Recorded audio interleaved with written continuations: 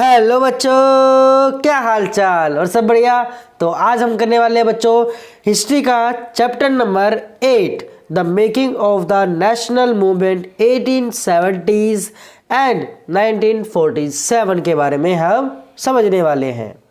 हमने अपने पिछले वीडियो में इसी चैप्टर के इंट्रोडक्शन में हमने समझा था, कई सारी हमने चीज़ें समझी थी, उसके बारे में हमने समझाया था आपको। अगर आपने वो वीडियो नहीं देखी है तो ज़रूर हमारे चैनल पर जाके आप उसकी वीडियो देख सकते हो। ठीक है बच्चों, तो आज इस वीडियो में हम समझने वाले हैं the emergence of nationalism. The emergence of nationalism तो मतलब क्या है बच्चों, इसका राष्ट्रवाद का उदय। राष्ट्रवाद का उदय पूरी वीडियो में बने रहिएगा, आपको बहुत ही अच्छी तरीके से समझ में आएगा ये द एमरजेंस ऑफ नेशनलिज्म के बारे में। ठीक है बच्चों, अगर आप हमारे चैनल पर पहली बार आए हैं तो ज़रूर चैनल को सब्सक्राइब करके बेल आइकन दबाना ना भूलना और अपने दोस्तों के साथ ज़रूर शेयर कर देना बच्चों। तो चलिए स्टार्ट करते हैं। देखिए बच्चों, द एमरजेंस ऑफ नेशनलिज्म का मतलब है राष्ट्रवाद का उदय। The above mentioned development lead the people to ask a crucial question: what is the country of India and for whom is it mean? Whom is it meant? मतलब बच्चों इसमें यह बोला गया है, उपरोक्त बदलावों ने लोगों को एक अहम सवाल के बारे में सोचने के लिए विवश कर दिया है। ये देश क्या है और ये किसके लिए है। The answer that gradually emerged was India was the people of India, all the people irrespective of class, color, caste, creed, language और जेंडर। मतलब बच्चों यहाँ पर यह बोला गया क्या, इसका जवाब धीरे धीरे इस रूप में सामने आया। भारत का मतलब है यहाँ की जनता, भारत यहाँ रहने वाले किसी भी वर्ग, रंग, जाति, पंथ, भाषा या जेंडर वाले तमाम लोगों का घर। And the country, its resources and systems were meant for all of them. With this answer came the awareness that the British were exercising control over the resources of India and the lives of its people, and until this control was ended, India could not be for Indians. could not be for Indians। मतलब बच्चों यहाँ पर यह बोला गया कि ये देश और इसके सारे संसाधन और इसकी सारी व्यवस्था उन सभी के लिए है। इस जवाब के साथ ये एहसास भी सामने आया कि अंग्रेज भारत के संसाधनों व यहाँ के लोगों की ज़िंदगी पर कब्जा जमाए हुए है और जब तक ये नियंत्रण खत्म नहीं होता, भारत यहाँ के लोगों का भारतीय का नहीं हो सकता।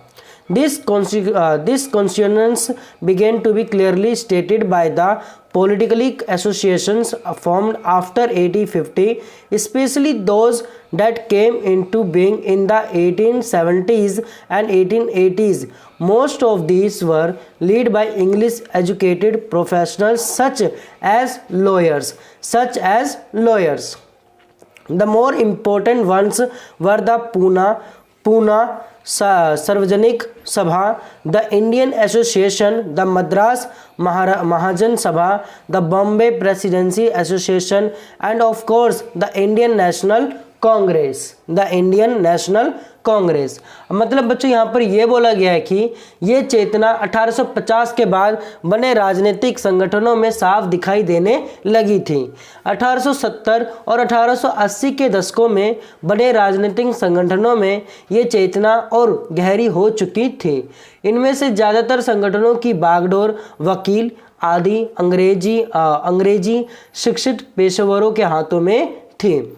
अब यहाँ पर बोला है पूना सार्वजनिक सभा, इंडियन एसोसिएशन, मद्रास महाजन सभा, बॉम्बे रेजिडेंसी एसोसिएशन और भारतीय राष्ट्रीय कांग्रेस आदि इस तरह के प्रमुख संगठन थे। Indian National Congress. ठीक है बच्चों, आगे देखो, note the name Poona Sarvajanik Sabha. The literally meaning of Sarvajanik is of or for all the people. सर्व ऑल प्लस जनिक इक्वल टू में all of the people. though many of these associations function in specific parts of the country. Their goals were stated as the goal of the people of India, not those of any one region, community or class. They worked with the idea that the people should be sovereign, a modern conscience and a key features of nationalism. In other words, they believed that the Indian people should be empowered to take decisions regarding their affairs. मतलब बच्चों यहाँ पर ये बोला है, पूना सार्वजनिक सभा का गौर करिए यहाँ पर लिखा है note the name, Poona Sarvajanik सभा। सार्वजनिक का मतलब होता है सब लोगों या सबके लिए। सर्व मतलब होता है मतलब सर्व का मतलब होता है सभी, और जनिक का मतलब होता है लोगों का। हालांकि इनमें से बहुत सारे संगठन देश के खास हिस्सों में काम कर रहे थे, लेकिन वे अपने लक्ष्य को भारत के सभी लोगों का लक्ष्य बताते थे। उनके मुताबिक उनके लक्ष्य ये किसी खास इलाके, समुदाय या वर्ग के लक्ष्य नहीं थे। वे इस सोच के साथ काम कर रहे थे कि लोग संप्रभु हो, मतलब सोवरेन हो। सोवरेन का मतलब बच्चों यहाँ पर होता है भारी हस्तक्षेप के बिना स्वतंत्र रूप से कदम उठाने की क्षमता। ठीक है बच्चों, अब यहाँ पर क्या आगे क्या है, संप्रभुता का एक आधुनिक विचार और राष्ट्रीयवाद का बुनियादी तत्व होता है। ये संगठन इस धारणा से चलते थे कि भारतीय जनता को अपने मामलों के बारे में फैसले लेने की आज़ादी होनी चाहिए। आगे देखो बच्चों, The dissatisfaction with British rule intensified in the 1870s and 1880s. अब 1870 और 1880 के दशकों में ब्रिटिश शासन के प्रति असंतोष और ज़्यादा गहरा हुआ। The Arms Act was passed in 1878, disallowing Indians from passing arms. अब बच्चों इसमें क्या है, 1878 में आर्म्स एक्ट पारित किया गया, जिसके जरिए भारतीय द्वारा अपने पास हथियार रखने का अधिकार छीन लिया गया। अब कोई भी भारतीय लोग अपने पास हथियार नहीं रख सकते हैं।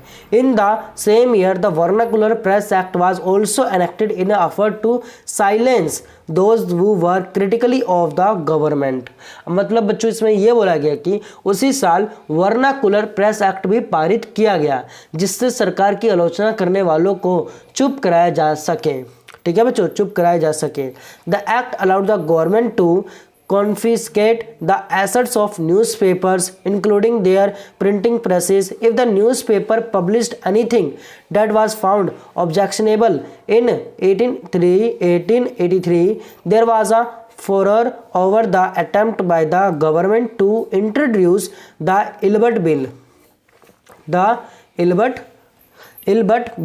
The bill provided for the trial of British or European person by Indians and sought equality between British and Indian judge in the country.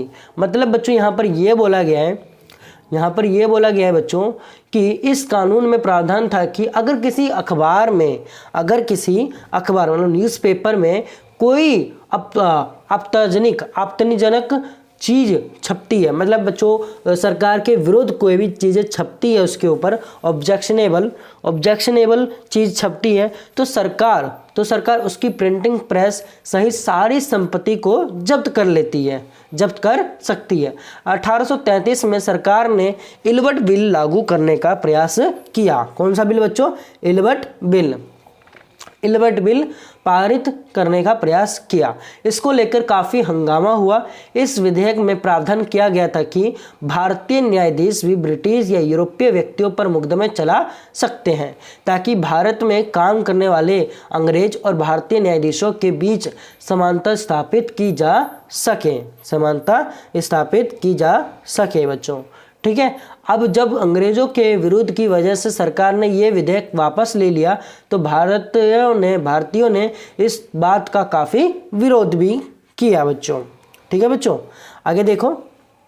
But when the white opposition forced the government to withdraw the bill, Indian was enraged. The event highlighted the racial attitude of the British in India. तो जिसकी वजह से भारतीयों ने भी काफ़ी विरोध किया। ठीक है बच्चों, भारतीयों ने भी कई सारी विरोध भी किए। इस घटना से भारत में अंग्रेजों के असली रवैये का पता भी चलता है। आगे देखो बच्चों, The need for an all India organization of educated Indians had been felt since 1818s, but the Ilbert Bill controversy depends this desire. अब पढ़े लिखे भारतीयों के एक अखिल भारतीय संगठन की जरूरत 1880 से ही महसूस की जा रही थी। But the Ilbert bill controversy depend this desire. अब परंतु इल्बर्ट विधायक ने इस चाह को और भी गहरा कर दिया था। The Indian National Congress was established when 72 delegates from all over the country met at Bombay in December 1885। अब 1885 में देश भर के 72 प्रतिनिधियों ने बम्बई में सभा करके भारतीय राष्ट्रीय कांग्रेस की स्थापना का फैसला लिया। किसका बच्चों?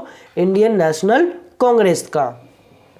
द अर्ली लीडरशिप दादा भाई नौरोजी, फिरोज शाह मेहता, बदरुद्दीन तायबजी और WC Banerjee, Surendra Nath Banerjee, Romesh Chandra Dutt, S Subramania Iyer among others was largely from Bombay and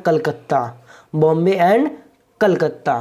ठीक है बच्चों, अब यहाँ पर क्या बोला हुआ इन्होंने कि संगठन के प्रारंभिक नेता दादा भाई नौरोजी, फिरोज शाह मेहता और बदरुद्दीन तायब जी और WC बनर्जी, सुरेंद्रनाथ बनर्जी, रोमेश चंद्र दत्त, S सुब्रमण्यम अय्यर एवं अन्य प्राय बम्बई और कलकत्ता के ही थे। Naoroji, a businessman and publicist, settled in London and for a time member of the British Parliament, guided the younger nationalist। अब बच्चों यहाँ पर क्या है कि प्राय मुंबई और कलकत्ता के ही थे। नौरोजी व्यवसायी और प्रचारक भी यहाँ के थे।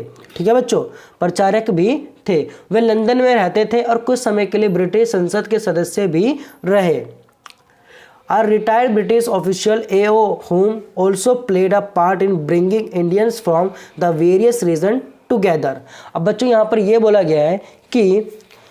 बोला गया बच्चों, उन्होंने युवा राष्ट्रवाद का मार्गदर्शन भी किया था और सेवानिवृत्त रिटायर्ड ब्रिटिश ऑफिसर का मतलब बच्चों क्या है यहाँ पर? सेवानिवृत्त ब्रिटिश अफसर A.O. Hume ने भी विभिन्न क्षेत्रों के भारतीय को निकट लाने में अहम भूमिका अदा की थी। ठीक है बच्चों, रीजन टुगेदर एक अहम भूमिका अदा करी थी निकट लाने में। तो ये जो हमारा जो टॉपिक था एमर्जेंस ऑफ नेशनलिज्म के बारे में आपको बहुत ही अच्छी तरीके से समझ में आ गया होगा। ठीक है बच्चों, तो आज की वीडियो के लिए बस इतना ही रहने देते हैं। उम्मीद करते हैं कि आपको ये जो चीज़ें हैं बिल्कुल अच्छे से समझ में आ गई होगी। एक और चीज़ समझा देते हैं, पब्लिसिस्ट क्या है यहाँ पर हमें बता देते हैं। पब्लिसिस्ट का मतलब होता है बच्चों प्रचारक, ऐसे व्यक्ति जो सूचनाओं के प्रसार या रिपोर्ट्स, बैठकों में भाषण आदि के जरिए किसी खास विचार का प्रचार प्रसार करता है, उसे हम क्या कहते हैं? पब्लिसिस्ट कहते हैं। ठीक है बच्चों, पब्लिसिस्ट कहते हैं। और वो जो हमारे थे वो नौरोजी थे, मतलब नौरोजी थे हमारे नौरोजी। ठीक है बच्चों, नौरोजी थे हमारे, बिजनेसमैन भी थे और ये एक पब्लिसिस्ट भी थे, प्रचारक भी थे। तो उम्मीद करते हैं आपको यहाँ तक बिल्कुल अच्छे से समझ में आ गया होगा।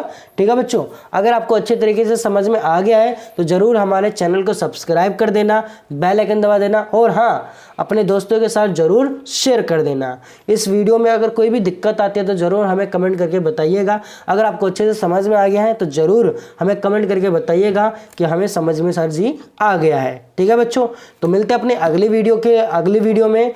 आज की वीडियो के लिए बस इतना ही। धन्यवाद।